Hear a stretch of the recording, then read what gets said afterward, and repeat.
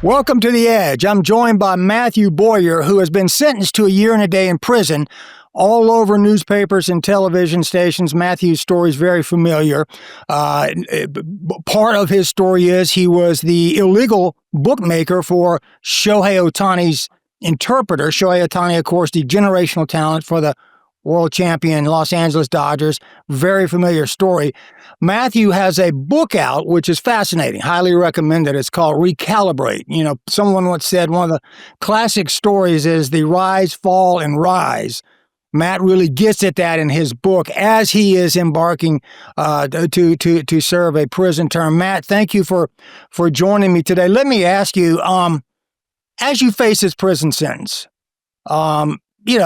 any regrets? But then, where do you go? One of the things, by the way, in your book I found fascinating was, you have, you're married. I think you have 5 kids, Matt, and it's like you've got, I think at one point. Your house was federal officials or law enforcement officials went to your house. Your wife was handcuffed. I think a guy at the house working on some things was handcuffed. So you got those experiences now leading to the prison sentence. Any regrets? And then what do you do after you get out of prison? And are you done with illegal sports betting? First of all, thanks for having me, Larry. Appreciate it. Honor to be on the show. As far as regrets, I think anyone in life who says they have no regrets is really lying to themselves. But the reality is that it's a double-edged question, because if you didn't go through some of the hard times or some of the things in your life, it doesn't really make you who you are. So I look at the day, October 5th of 2023, as a rebirth of in the new version of myself. So I think it's the best and worst day of my life. Best because I'm now becoming a better person, better father, better husband, better human being, to be honest. And the worst because I put my family through a tragic, moment where they can never get that out of their head, and especially my wife. And those are things I got to go, to my grave with, sadly. But you can only live and learn and become a better human being. And truly, it's not really the mistakes you make in life. It's what you do after that matter most. And I'm trying to prove that to my children and to the world. And that's why I wrote the book, Recalibrate, and Truth, because I wanted everyone to hear my story. I in the book, I do talk about the good, bad, and ugly. And, a lot of people write a book and they just talk about all the positive things in their life and, shade the light of positivity, which is understandable. But in my case, I wanted, whether you're a gambler or addicted person to drugs, alcohol, whatever it is, you could get something from reading my book or listening to my book. And that's recalibrate. And what I mean by that is, when you get knocked down in life, you got to get back up. You got to use your mindset to overcome adversity, learn from your mistakes, and truly just, learn how to deal with that tragedy or whatever happens to you. Because, everyone has a story, Larry. It could be a smaller story or a bigger story. It doesn't matter. We all deal with adversity, and it's how you deal with it that matters the most. Gripping story, great book. One of the things you hit on in your book, and by the way, I recommend people go to Matt's Instagram page, to his website. Matt is very effective with social media, telling his story too. You had a high life. You came from a difficult background, worked your way up as a server in a restaurant, made some connections, became a commodities trader, just hard work, using your initiative and drive. But then went down an illegal path. You could have been, you could have channeled that energy into something legal, and who knows where you'd be now. But you're honest about that in your book and in a lot of the things you do in social media. Go to prison, get out, and I'd love to have you back on in a year and see where we are. But then what do you do, man? Because listen, man, you had a high life. You were, and it's in your book, you were a multi-million-dollar guy, big time, gambling around the world, treated like a celebrity in casinos from Las Vegas to the Caribbean to Europe. Now it's a different lifestyle, and you've got a family to feed. What do you do when you get out of prison? Recalibrate. That's back to my book, right? So I'm going to go through a tough moment. Walking into prison, leaving 5 kids and a wife behind is again, one of the hardest things I'll ever deal with. People ask me all the time, are you scared? I'm not scared of prison. I'm scared of leaving my wife and kids. My job as a father is to provide and protect. And for the first time in my life, I'm completely failing in that area. and I gotta live with that. So that's what's hurting me and making me, feel the pain. But I have to teach them that even when they get knocked down again, you got to get up. So I'm going to muscle through that the best I can. I've tried to set them up in the last 30 days in particular, but I really started this process 2 years ago, October 5th, when I was rated.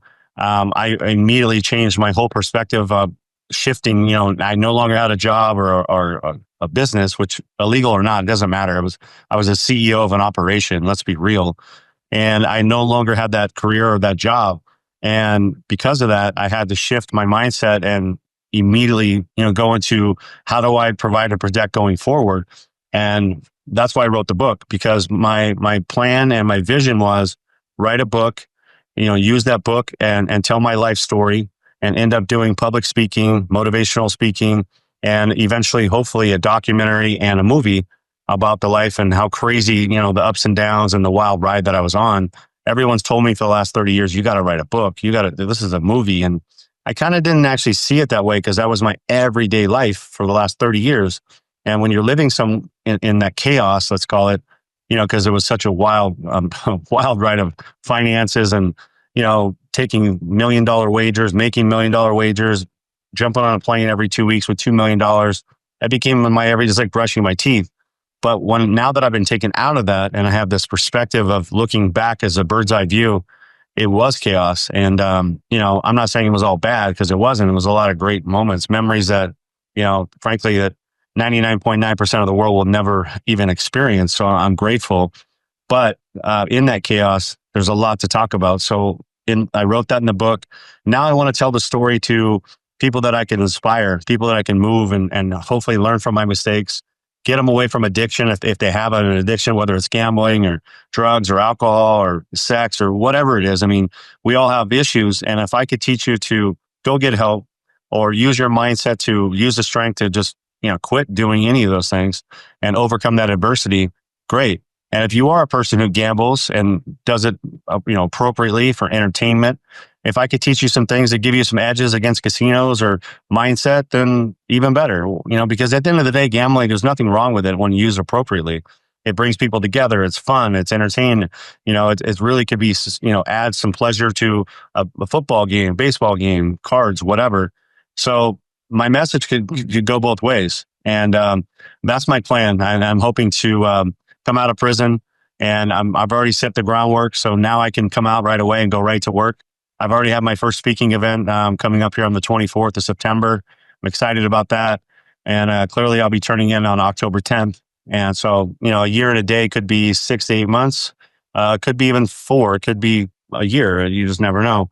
Whatever it ends up being, I'll deal with it. Yeah, there really is a good message to responsible gambling. I'm one of those guys. I'm a $20 guy. You go place a bet in a sports book, sit down and watch the game, and win or lose, it's recreational. There's definitely a message in that.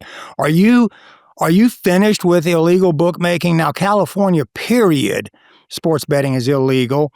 Of course, you had, according to the federal government, 700 clients and, your multi-million-dollar business, illegal business, underworld business, which comes with its hazards, by the way, and your book details that. You've got people who won't pay you, $1 million bettors you had a mob guy who wouldn't pay you. So, there are some difficulties and hazards, extreme potential violent hazards with illegal sports betting. Are you done with that world, the illegal end of it? No question. I couldn't put my family or even myself through that world again for many reasons, really. Number one, I don't want to end up ever in prison again, clearly. And number two, I would be sending the wrong message to everything that I've been building the last 2 years, which is you don't have to do something illegal to be successful in life. And if you do choose a wrong path, something that you shouldn't do, if you have an opportunity to get out of it, then please do. And if you don't, then you got to deal with the consequences. Do the time for your crime, which is exactly what I'm doing. Hold your head high, and you got to take the good with the bad. When I was on a private jet, even eating caviar and lobster, now I'm walking into federal prison. So I can't cry about it now. I can't complain and say poor me and play victim, because that's exactly what I wasn't. That being said, am I going to go back to that?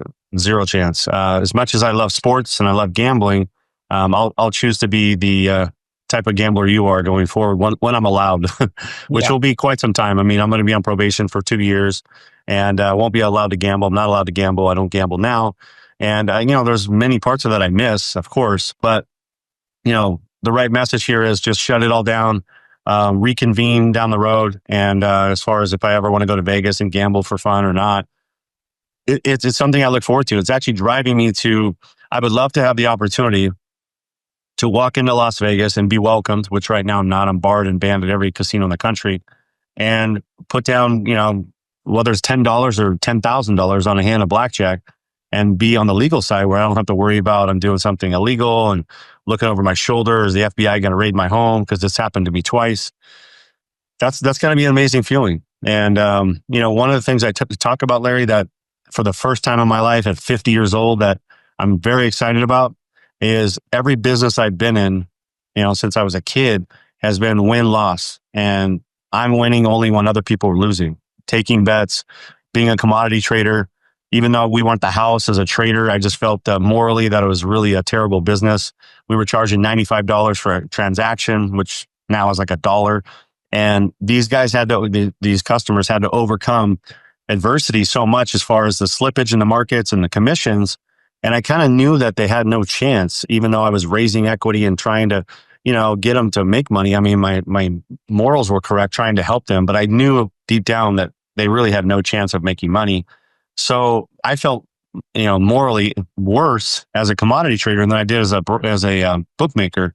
That being said, they both were win-lose. This is the first time in my life it's win-win. When I'm helping somebody, whether it's, positive mindset from addiction or gambling or whatever it is, they're getting something from me. And if I can get paid to do that, I can go to an NFL team and get in front of the Jacksonville Jaguars and talk to these young kids about making sure they don't ruin their life and end up with a bookmaker or betting on sports while they're in that, world. Fantastic. I would love to do that. And that's kind of my plan. I want to talk to you about that in a second, but let me ask you first, just to clarify, you were banned for 2 years from even you couldn't even go onto your phone in a legal state that has legal 38 states in DC, not California, but 38 states, right. In DC, as you know, Matt, better than anybody, have legal sports betting. You can't even place a legal sports bet in legal, Legal, legal sports bet in a legal state. You can't do that for 2 years? No, I can't even set foot in a racetrack, OTB. I really can't even buy a lotto ticket. Any form of gambling, if I'm caught doing that, it'll be a violation of my, pretrial service right now, eventually probation, and I could be immediately arrested and then charged again because that's the court order, which I'm fine with because I needed to reset. Of course, nobody likes to be told what they can and can't do. That bothers me, but that's something I did to put myself in that predicament. But I'm excited about having a reset. I needed it. I've been gambling since I was 12 years old, almost every day of my life for millions and millions of dollars, not at that age, but in the last, 30 years. So I'm a jet engine that's been literally just released. And then now it's finally, they're holding me back on the tarmac. And, I need to cool the jets for a little while and reset. So I'm excited about, which has been nice. I've been obviously a better father. I've been way more present. I don't watch football games and baseball games, 24/7. I'm not running this, huge business that required a lot of time. And, when you're a gambler at the caliber I was, a true degenerate gambler, really, to be honest, I'm on the phone 24/7, placing bets, making bets, moving credit lines, handling customers. And now I'm on a volleyball game and I'm still on my phone because I'm running social media and I'm still building a brand and I'm trying to do things, but it's completely different than what it was before, where I couldn't even watch my daughter's volleyball game because I was so, enthralled in what I was doing, gambling wise. And, it's nice to kind of just take a step back and see, what I was really doing. Didn't even realize it. I think an alcoholic, as an example, they start off drinking 1 beer, 2 beers, 8 beers, et cetera, or whatever their drink is. And, next thing you know, my dad was drinking 40 beers a day. It's not like he started off that way. And so you get to a point where you don't even realize how much you're enthralled in whatever addiction you have. And in my case, it was gambling 24/7 all day long. And unless I was sleeping, I was gambling. And you bring up a great point, a lot of great points, but you bring up a great point too about counseling and teaching athletes about the dangers of even associating with bookmakers and illegal bookmakers, which has been a problem in sports. And it does to the average person like me, who just, $20 guy. Well, I guess to anybody who places a bet, you have to wonder, is it on the up and up? Is it rigged? Is a guy going to drop passes because of a prop bet, situation he's got with an illegal bookmaker, or legal for that matter? So the separation between bookmakers and athletes, especially illegal bookmakers and athletes, does become an issue, and that might be a valuable lesson for up and coming athletes and established athletes like Ohtani, his jersey Right. in the background. He, of course, with the Angels down in Anaheim, as everybody knows geographically, a little south of downtown LA. Dodgers, now he's with the Dodgers. I know he's been cleared and all that, but there's still a little bit of, you talk to the average man or woman in a bar, at a sports book, at a dinner table, everybody always says the same thing. Ohtani had to have known. I know he's been cleared of that. I get that, but that does exist. Oh, yeah, big time. And it goes through the whole relationship you had with his interpreter. How, Matt, if you would walk, and I know you do in the book, and again, let me encourage people to read the book. You can order it on Amazon, you can order it on Matt's website and elsewhere. How did you meet the interpreter, and did Ohtani know? Yeah, so I met the interpreter at a Padres-Angels game that night after the game was over. They had a little poker get together at the team hotel, and they were basically just like every sports team would do. Some guys go to bed and watch movies. Some guys hang out with their wives and kids. Some guys just are single and they like to screw around and play cards. And that's exactly what it was. It was in a conference room, a private conference room. It's probably, maybe 14, 15 guys in there. Maybe 6 or 7 of them were actually playing poker. The rest are hanging out, having pizza and shooting the shit. And all Major League Baseball players. Well, no, there was a first base coach, a third base coach, probably 3 or 4 players. Not even, there was a lot of friends. Yeah. Guys that like me that came down that were invited by a player to join the team and just hang out. And so it was a combination of all these things. And, most of them were just screwing around. We're buying them for $2,000, $3,000, nothing crazy, having a good time, just playing the Texas Hold'em and shooting the shit about the games, about life, whatever. And Ipe was there. Never met him in my life. I knew who he was, obviously. And he was putting in a sports bet on his telephone. I don't know if it was a legal or illegal entity. Didn't ask, didn't care. And, I proceeded, actually a friend of mine proceeded to have a conversation with him and pointed out that that's what I did for a living. And so that's when the relationship started, basically. And it was a really small account, Larry. It was a $1,000 and $8,000 credit line, which ended up proceedingly fast to get to a much bigger credit line. I went to 40 and then 300, and then he paid, and then he wanted 500,000. Then I gave him 500 and he paid. So people ask me, how do you give this guy, $24 million credit line, and how do you lose $40 million? He's an interpreter. Well, if you have a client that's paying you, one of the things I provided was privacy and anonymity, and I didn't ask a lot of questions. You vet the customer initially, and once they proof of payment, why am I going to ask any questions? That's one thing they wanted is illegal bookmakers don't ask questions. What you do for a living or what you do with your money is your business. And I'm not a KYC required government entity. And that's, something that most of the public enjoys. And no one wants a colonoscopy from the government. That's what's happening in our world, whether you open a bank account or you bet at DraftKings. That's the issue. Is it's gone a little too extreme in my opinion, but that being said, I understand the rules and I understand why they have them. The issue with the reason people are always going to bet with an illegal bookmaker is because, number one, they don't have the tax issue. Number two, they can hide it from their wives or girlfriends or whoever because it's not going to be on a bank statement of a credit card transaction or a debit card or a wire transfer. And they also have the relationship. When you bet with DraftKings or FanDuel, you're an account number. And they don't care who Larry or Matt is.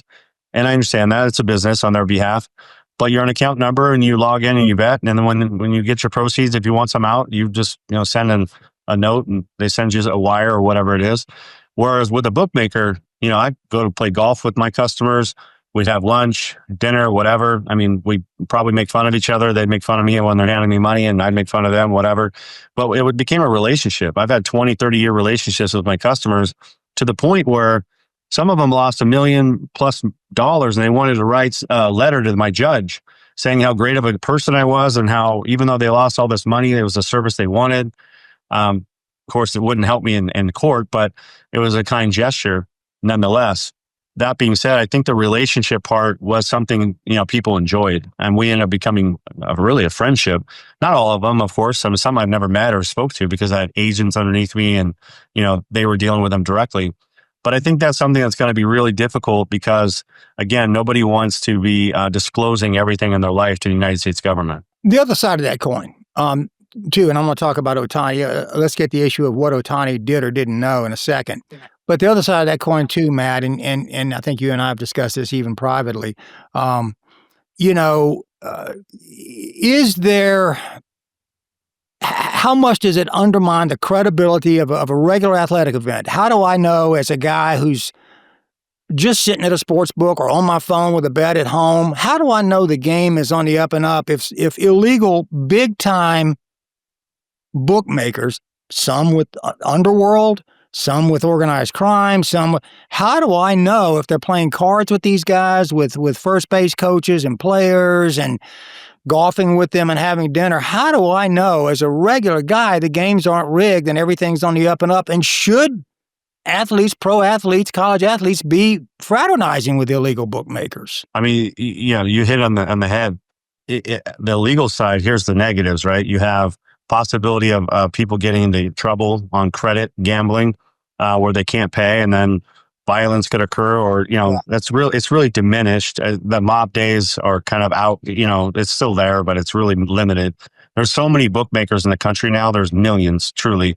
Small guys have 20 players, some have 2,000, but there's tons of bookmakers, more than people actually realize. And the reason for that is because almost every golf course, there's 3-4 bookies, and there's a lot of bookmakers that are really low-level bookmakers. But to the point, a legal side is going to cause friction when people can't pay because it's credit-based, and that friction could lead to violence or threatening, and et cetera. The other side of that is if they create a gambling debt, the only way to pay it off is they don't have the money, is to maybe, especially a college kid, to throw a game or shave a point here and there. And those are issues that are sadly going to always be prevalent. And in fact, 2 days ago, I'm sure you saw the report on ESPN with these college athletes. There's a bunch of teams, and I have a feeling it's only going to get worse because now that gambling is legal, it's actually in my opinion, a skyrocket to the legal side, because I feel that people, because I've noticed it when I was a bookmaker, right when it became legal, I think in 2018, my business rose. It didn't drop. People thought, well, you guys are going to be in trouble. It was quite the opposite, because what happens is people go to the legal side and they don't like it for the reasons I just said a few minutes ago, and they build a relationship with the legal side. Credit is key, and let me tell you why. If you're a $500 bettor per se, and you want to bet 10 games on a Saturday, and they're all going off at the same time, that's roughly $5,500 with juice and equity you need. Well, that particular person or customer more than likely doesn't send $6,000 to DraftKings. They'll send like $2,000 because, that's kind of what their threshold is to lose in a week or whatnot. And $2,000 doesn't, feed the appetite to bet 10 games at $500. So with a credit-based bookmaker, I'll give a guy $10,000 in credit, knowing that he needs that because he's going to bet all these games and put some futures and props in, and have something on the World Series that goes out throughout the whole year. And so he needs $10,000 in credit. He's not risking $10,000 all at once, but he needs that credibility. And they love that because, again, no one wants to go to a bank, withdraw $10,000, which you're asked 9 million questions on what you're doing with it and why you're using it, even though it's your money. So I feel like the restrictions have made people shy away from doing the legal side. And my point back to the illegal side is that credit is crucial for a gambler, because I can tell you, if you have 4 games and they're just ended and they all won, but they haven't been graded through DraftKings or FanDuel, so the money's locked up, that guy's itching and jonesing to bet the next game, and NFL comes off 10 a.m. and then 1 o'clock, right, for Pacific time. And at 1 o'clock, if you can't put your bets in and the game goes off, it's over. I mean, yeah, you could live bet or whatnot, but at the end of the day, they just missed that opportunity because the grading of the 10 a.m. games have not happened yet. Maybe they're up by 30 and there's 3 minutes left. You're going to win, but you can't use that equity. That's an issue as well. Well, yeah, and understandable. But let me get back to the credibility issue of an illegal bookmaker fraternizing with athletes. Now that's Yes. we can go back to history and the Chicago mob guys fraternizing with different players, and I mean this is not new, but it does create image problems, and it has throughout history. A lot of well-known athletes have gotten from Pete Rose on down, and before him have gotten into a lot of trouble for fraternizing with illegal bookmakers, and it does create the impression in the average person's mind that games are rigged. Or could be rigged. Right. Sometimes they are, right? Obviously, we're seeing evidence of it. And, you are correct. That is the negative side of another negative side of the illegal bookmakers being out there. And athletes should steer clear of an illegal bookmaker. I mean, there's zero benefit, because at the end of the day, even if they're doing nothing wrong, the association could be bad, right? And then clearly, if they end up, getting in a trouble or a pickle, let's call it credit wise, they're going to be inclined to possibly feel that pressure to do something, shaving a point, especially these young college kids, more in particular than a pro athlete. But it happens everywhere. I mean, you have referees, you have umpires, it's all been coming out, and it's only going to get worse. I mean, the more legal it expands, the more illegal is going to expand because, again, I've already mentioned why both sides are going to, continue to get more business. You have less taboo around gambling now than ever in life. Taboo used to be, if you bet with a bookie, you have to worry about going and getting your knees, hit with a baseball bat in the back alley if you don't pay. That notion is gone. Even women now gamble more than they ever have. I had 4 agents when I got raided by the feds that were women that were recruiting customers and making good money under my platform. Go back 4 or 5 years before that, I had 0. And then also I had so much more women betting in the last, right when I was raided than ever in my life because it became legal. And that, some women are like, oh, it's not such a bad thing. It's not a mafia thing. And it's becoming more of a, going to Starbucks as a reference, it's not a bad thing anymore. Gambling is looked upon as it's okay. It's on every commercial. You watch a sporting event, it's 100 commercials of FanDuel, DraftKings, and ESPN's proponents, and everyone's LeBron James. I mean, you have all these mentors of people, these young kids that are looking up and they're advertising for it. So yeah, but back to your point, it's a big concern of illegal side, with athletes. That's why I think I need to speak to a lot of these athletes and keep them away from that side because nothing good really will come from that. I mean, as a former bookmaker, believe me, I wanted athletes because I knew that not for the fixing of games. I was never part of any of that. I just knew athletes were competitive and they paid and they didn't want to have their reputation or name known as a guy who doesn't pay for the most part. I mean, let's be honest, that news is easy to kind of, throw in their face. And I believe that once again, some of these states it's not legal.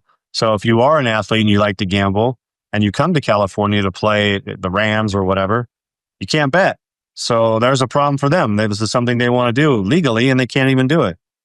Yeah, as you know, I'm not there now, but I do have an apartment in downtown LA, and I don't want to name the bars, but every bartender in at least downtown LA can book a bet for you, and the state's losing all that tax money, and it does set up. At the end of the day, when you put it on like simple bumper sticker terms, and this, Ohtani's interpreter learned it. Whether you're an illegal bookmaker or a participant in making a bet that's illegal, you're committing a crime. Right. And if I'm in a state where it's legal, and I bet with one of the commercial bookmakers, I'm not committing a crime. I'm not going to potentially get into big legal problems. And so there, or an athlete who stains his or her reputation for life gets kicked out of leagues and becomes known as somebody who's a criminal. And so there is the whole downside to the illegal end of it, Matt, that you could argue just play it safe and go legal. Yeah, well, to your point, which you touched on, and I got off subject. No, that was great. But I want to go back to Shohei Ohtani. You asked me if I thought I knew or if he knew, I should say, and I want to address that. I believe to this minute that he had some notion or understanding that Ipe was gambling or had an issue. That's all I believe. I don't believe he ever made a wager. I definitely believe that he's never been a gambler. Either, as a gambler, you gamble or you don't. And for the people who don't gamble, they don't just all of a sudden create a $40 million gambling problem and go crazy like that. So that's impossible in my opinion. That being said, I was also at an Angel game when he was on the mound playing and bets were being sent in during the game. So you can't bet and be on the mound at the same time. But the other thing is, I think they were such close friends, and I know that there's a interview that Ipe Mizuhara did with Tisha Thompson from ESPN right before the whole Dodgers organization came out and said he lied. That he said that Shohei Ohtani was aware of and did make a wire transfer on his behalf. I don't think Shohei Ohtani knows the laws here, especially back then. I'm sure he does now, meaning that if he sent a wire to somebody for a friend, that's illegal or not, probably didn't even know. So I think, from a guy who doesn't even speak English to help his friend out and send a wire transfer, there's no crime in that. He did nothing wrong. And back to what you just said a minute ago, the tarnish on his legacy and reputation, I mean, he's done an amazing job of minimizing that by being MVP, World Series, and just overcoming adversity times a million. But there's still a tarnish there. Yeah. You've said it. When you go to a bar, I mean, everyone thinks that it's a cover up and, he's guilty and all these things. And that's sad because I believe he didn't make any wagers. And I played a part in that by having this operation. So I even said on a podcast the other day, if I saw Shohei Ohtani, I would apologize to him. Even though I'm a grown man and I wasn't Ipe and I didn't put the bets in or steal any money, it was part of my organization. So I didn't mean for that to occur. And I feel terrible that this amazing human being who clearly is the best baseball player ever to walk the face of the earth, in my opinion, has this slight tarnish, which he's overcoming. And I hate that because the Dodgers and MLB have an amazing opportunity it's making baseball come together and be more live again. And I don't want to be any part of that. I love MLB. I love sports. So that's a sad situation. I do feel that he did nothing wrong, though. I just want to be clear on that. No, I appreciate you saying that. And I was going to ask you what you would say to Ipe or Ohtani, because one of the things, too, that comes up, again, just in bar rooms and sports books and dinner tables and restaurant, just the average person, not anybody with any knowledge, investigators or whatever, you always get those two arguments. You had to have known. And also the second part is Ipe must have been saying to him, look, man, I've got, a couple million on this. Would you mind striking out? Would you mind what? That's the suspicion that's out there, whether it's Ohtani or anybody that's involved, especially in illegal sports betting, that occurs because it goes, man, the movie Goodfellas and all that with all these, everybody remembers throughout history, all these crooked games. And so that comes up when you talk about the Ipe and Ohtani issue. Did he ever say to him, "Hey, can you whiff on that on that at bat if a runner's on base?" The good news is I can honestly sit here and look you in the eyes and tell you that there is zero bets on baseball on that account ever. So I know that for a fact never occurred. Thank God. I also know bet on baseball. He never bet on never made a wager on baseball, period. In fact, 80% of his wagers were soccer. He's a big soccer guy. He loves soccer. And that's really, I can sit here and tell you that most of the soccer bets he made, I have no idea where these countries were. I mean, it was absolutely amazing to me. In 30 plus years of watching bets come in, I've never seen a person gamble on stuff like that. I mean, I can't pronounce the name of a country that I've never heard of in my entire life.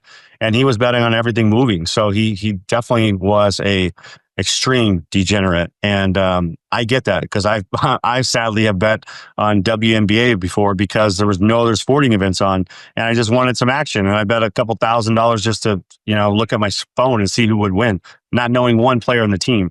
So I'm guilty of the same thing, but not to the extent he was.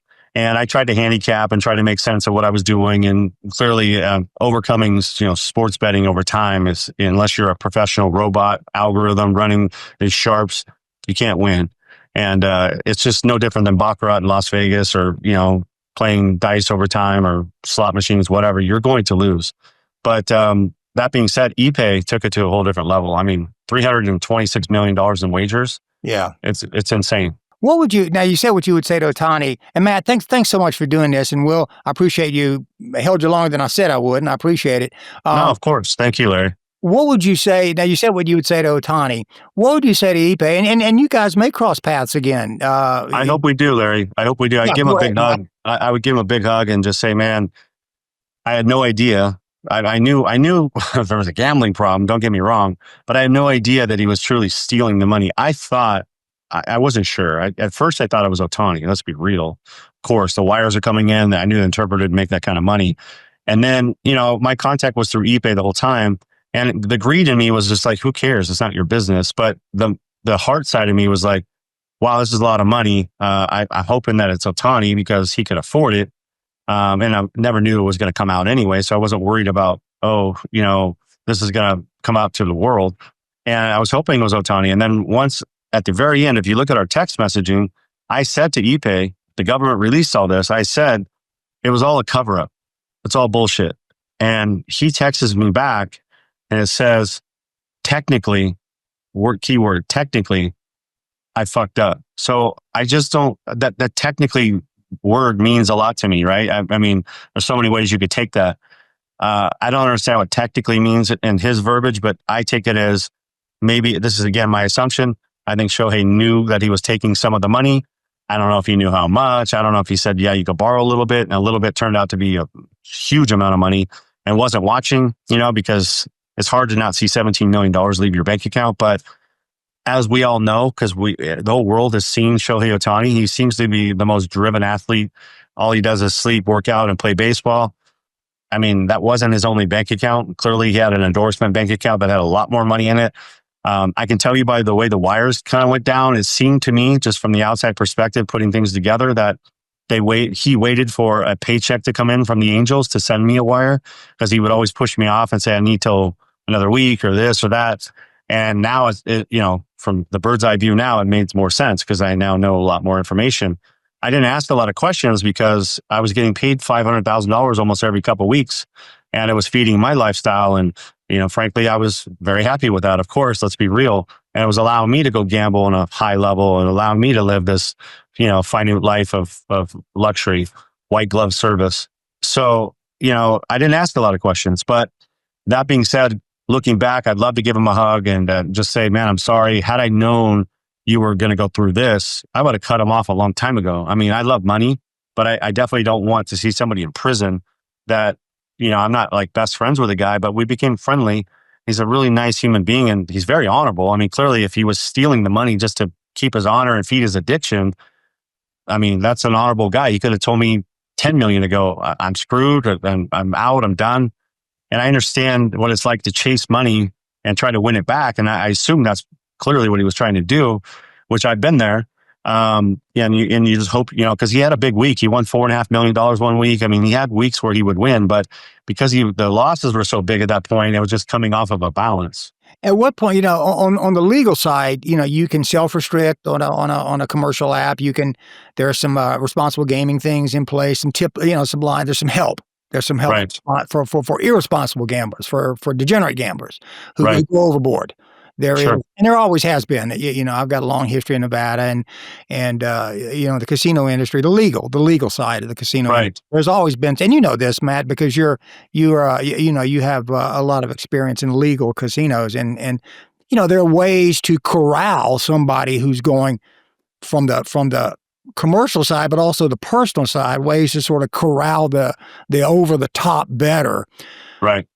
The argument too with the illegal side is, hey man, I want these guys going overboard. At what point does a Matt Bowyer or somebody else say to the interpreter or somebody else, man, you're way over your head. You gotta tap the brakes. This is not only because you're not going to pay me, but you got a problem. Yeah, I'm not going to take any more bets. I'm glad you asked this question because when I answer it, it doesn't look very good, whatever I say, because of what happened with the interpreter. I mean, at the end of the day, I let a guy blow 40 million. I mean, he's not paying me the 24, but who didn't have the money. Let's be real, but I didn't know that. So I want to preface that before I say this. But if you go back to my other relationships with most of my clients, I tried to intervene when I definitely felt necessary.